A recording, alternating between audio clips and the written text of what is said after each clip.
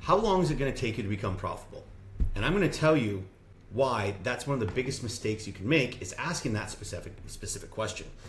And what traders will say is, I've been trading for 2 years, so I should be further along by now. But time alone means nothing if the time is filled with wrong actions. So this is your sign to stop measuring your progress in time and start measuring it in attempts. Somebody can trade for 5 years and still not be profitable because they've been repeating the same mistakes over and over.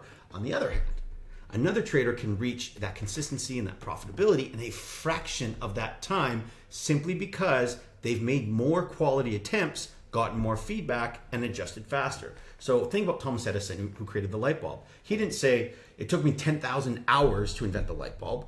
He said, I found 10,000 ways that it didn't work. So his measure of progress wasn't time, it was attempts. And each attempt gave him information, gave him feedback. Each wrong decision and wrong path he made ruled something out, and that's how he got to the right answer. And this same idea shows up in one of my favorite studies from Pottery class in the US. The professor split the students into 2 groups. The first group had to design the perfect pot. So they studied measurements, materials, and techniques before even touching the clay. And they're only allowed to make one, but they're allowed to spend the time studying.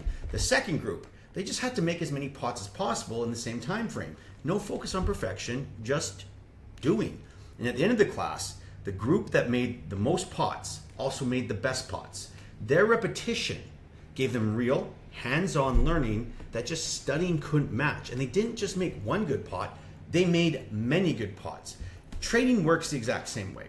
If you measure your growth only in hours or weeks or months or years, you'll start delaying action because you feel you need more time. But if you measure it in attempts, you focus on doing the work, making decisions, and then correcting what didn't go right. That's where real progress comes from.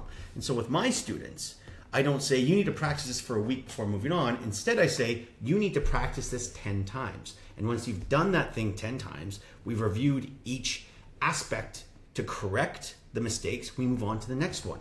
And then we add a small amount of money to practice those things under that type of emotional stress, repeat the process, correct again, and proceed to the next step. Every attempt is a chance to get feedback and close a gap in your knowledge. And over time, you've not just practiced, you've built trust in your process. And that's a far better measure of progress than any calendar can give you.